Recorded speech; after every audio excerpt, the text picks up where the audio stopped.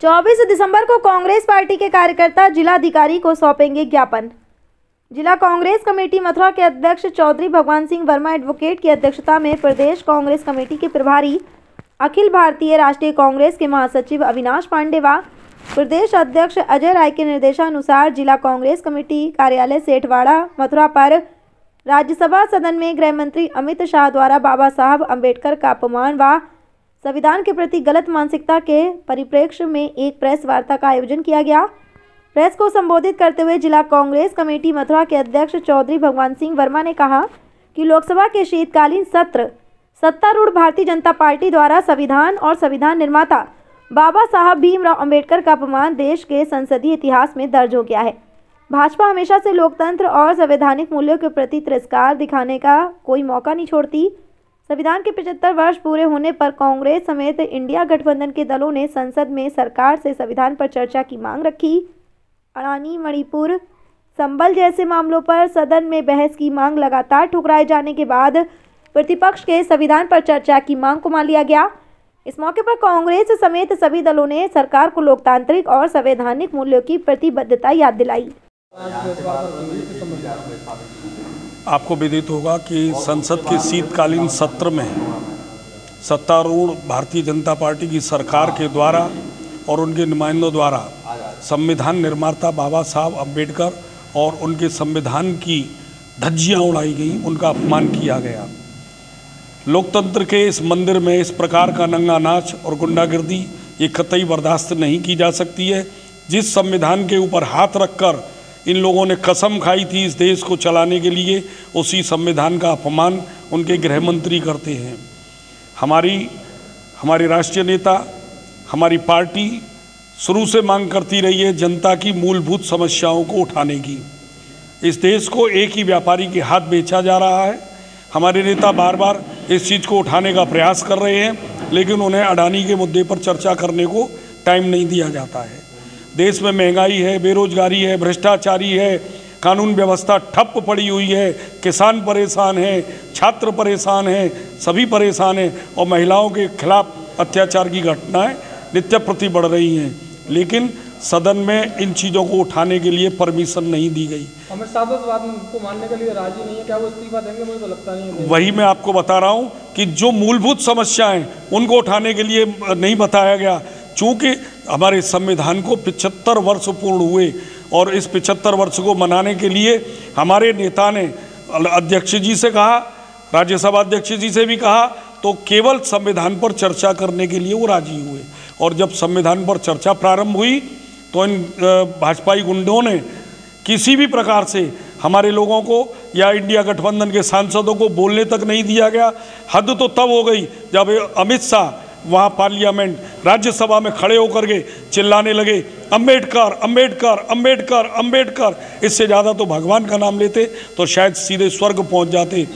इनकी संघवादी विचारधारा जो पहले से ये हमारे संविधान के प्रति, हमारे संविधान के ताने बाने को चरमरा देना चाहते हैं, तोड़ देना चाहते हैं, संविधान में कतई विश्वास नहीं करते हैं। और आप ये देखिए सदन में करोड़ों रुपए इसी चीज़ पर खर्च होते हैं कि एक परिंदा भी अगर पर मार दे तो वो दिखाई दे जाए। उसकी सुरक्षा के लिए इतने कैमरे लगे हुए हैं। अगर अमित शाह ये कहते हैं कि मैंने मेरे बयान को तोड़ मरोड़ के पेश किया गया, तो क्या सदन में खड़े होकर बयान दे रहे थे? वो वहाँ बयान देने की जगह है क्या? वहाँ तो आप चर्चा में खड़े हुए थे। ये सारी झूठ है और सारे लोग झूठे हैं। दुर्भाग्य की बात है कि प्रधानमंत्री इस चीज़ पर सफाई देने के बजाय उसको और चर्चा का विषय बना रहे हैं, आरोप प्रत्यारोप की राजनीति खेल रहे हैं। हम तब तक डटे रहेंगे, संघर्ष करते रहेंगे जब तक हमारा राष्ट्रीय नेतृत्व, हमारा प्रदेश नेतृत्व हमको निर्देशित करके ये न कह दे कि आप इस लड़ाई को यहाँ रोक दीजिए। आगामी 24 तारीख को अपने प्रदेश नेतृत्व के निर्देश पर हम बाबा साहब अम्बेडकर की मूर्ति पर माल्यार्पण कर वहाँ से उनकी संविधान की प्रति और उनके चित्र को लेकर के हम जिला कार्यालय तक, जिला कलेक्ट्रेट तक जाएंगे।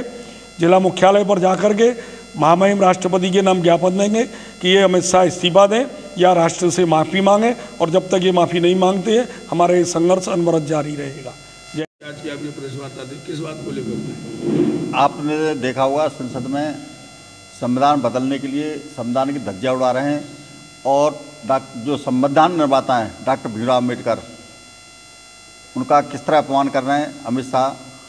तो हमने कांग्रेस पार्टी ने ये मांग की थी कि भाई संविधान के निर्माता और संविधान के हिसाब से अगर देश चलेगा, और भारतीय जनता पार्टी ये चाहती है कि संघ के संविधान के अनुसार चले, जिसे कांग्रेस पार्टी और देश की जनता किसी भी रूप में बर्दाश्त नहीं करेगी।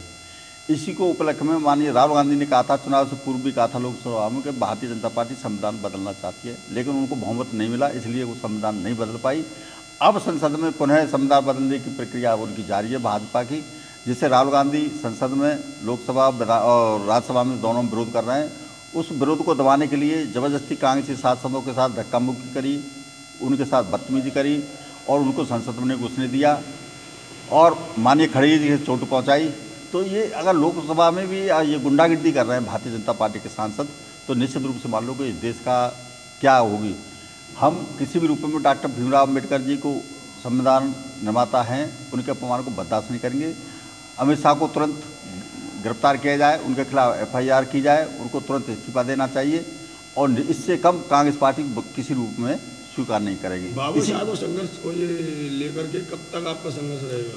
हम जब तक संघर्ष जारी रहेगा, जब तक अमित शाह इस्तीफा नहीं देते। अमित शाह जी का तो ये कहना है कि उन्होंने एक प्रेस वार्ता करके जानकारी दी है कि मेरी वीडियो को तोड़ मोड़ के दिखाया जा रहा है, मेरा ऐसा कोई संसद में मैंने भी देखा कि लाइव चल रहा था, तो उसमें तोड़ मोड़, जब लाइव चल रहा है संसद से, तो तोड़ मोड़ हो ही नहीं सकती है। और ये तो मीडिया भी बता सकती है कि उन्होंने क्या बोला, और आप भी जानते हो। और उसी को लेकर हमने आज प्रेस वार्ता की है और 24 तारीख को हम जो है डॉक्टर भीमराव अम्बेडकर के माल्यार्पण कर एक रैली के रूप में, एक जुलूस के रूप में जिला मुख्यालय जाएंगे और महामहिम राष्ट्रपति महोदय के नाम एक ज्ञापन देंगे, जिसमें राष्ट्रपति महोदय से कहेंगे इस मोदी सरकार को बर्खास्त करें और FIR कर और इसको गिरफ्तार किया जाए।